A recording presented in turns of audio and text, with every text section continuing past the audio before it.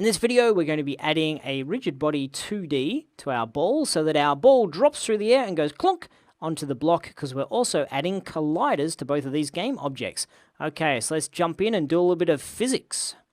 Okie dokie, we have three elements at the moment. We have our paddle, and I'm just going to move the paddle to the side, click W, push it to the side, saying we're not going to look at you just at the moment. We have the ball, which as a game object is called ball 3. I'm just going to rename that to ball with a capital B. Our sprite asset was ball 3 because that was the third ball that I had created, but we don't need our game object to be called ball 3. We have our block as well, which block we don't need to call block square. We'll just call it straight up block. Okay, cool. So we have these elements. What we're trying to do is have the physics engine take control of the ball so it drops with gravity.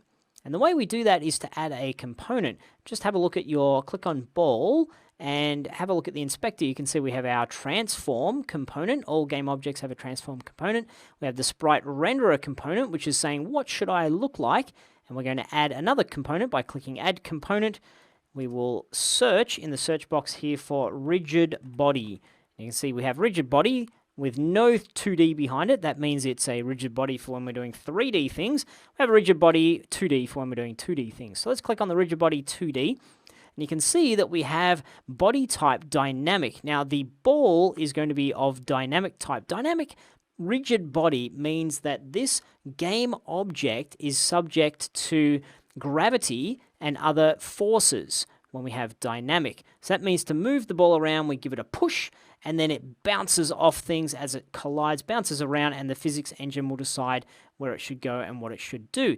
If we were to change this to kinematic as the body type, then that says we still want things to be able to bounce off you, but we want control over where you move in the world. So that's what we'll be doing for the paddle, because we want to be able to move our mouse and say move to here, move to there, move to here. We don't need the physics engine to say what's the gravity or what's the drag when you move to there. We just want it to go where we tell it to be a good obedient paddle. Okay, but for the ball, we want it bouncing around being all crazy. So we will switch this back to dynamic. And I've given you a couple of links here. The first one is to Rigidbody 2D, so you can read up on that. It's good to have a read of the different types of body type that I was just talking about just now, and get a little bit more familiarity with it. But the definition is that a rigid body component places an object under the physics engine, control of the physics engine, which is what we want to do. Okay, so we've covered that. Now we're going to talk about collisions. And collisions is the thing that allows our sprites to bump into each other. Because at the moment, the sprite is just a visual representation. It doesn't understand, what should I do when I get to the block? Is the block different to the background or the same as the background? Should I bounce off it or not bounce off it? So at the moment, it's just going to pass straight through because we don't have any colliders.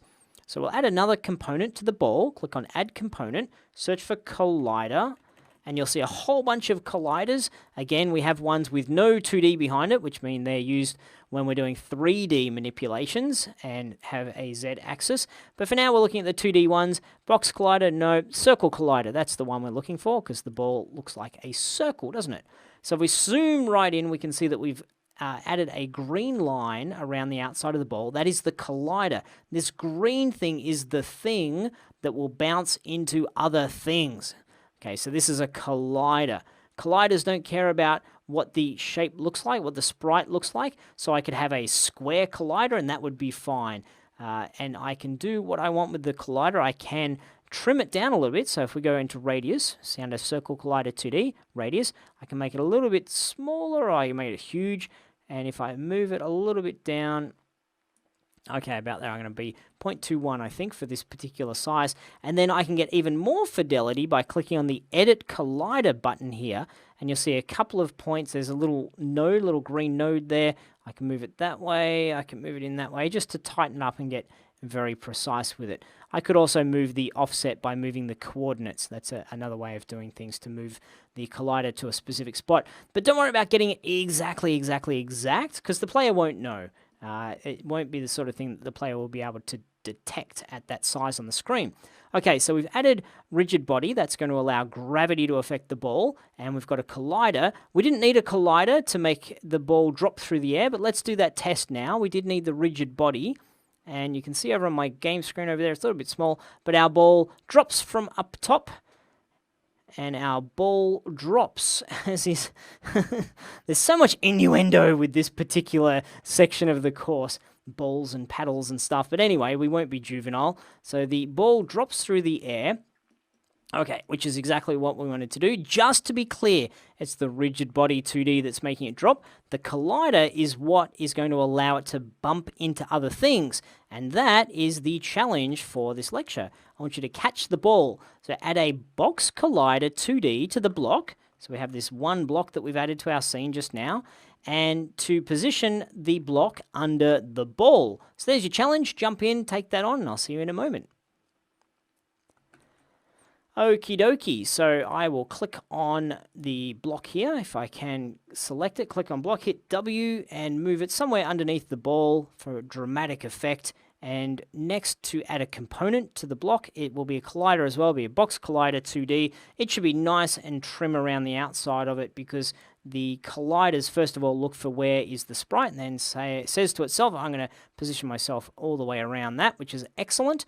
Okay, and we have the ball. If we click play now, it should be pretty straightforward. You know, I've done this again where I don't have my game window big enough, but you can see, blunk, one more time, that the ball drops and gets caught on our block, which is very cool, very excellent. I've also given you information against this lecture, a link to have a look at the Collider 2D. You can look at the different types of colliders.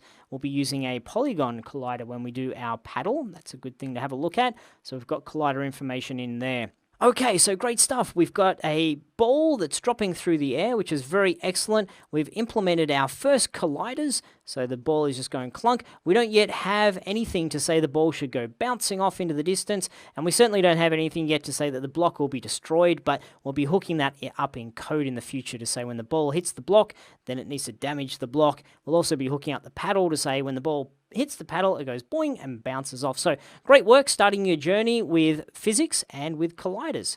See you very soon.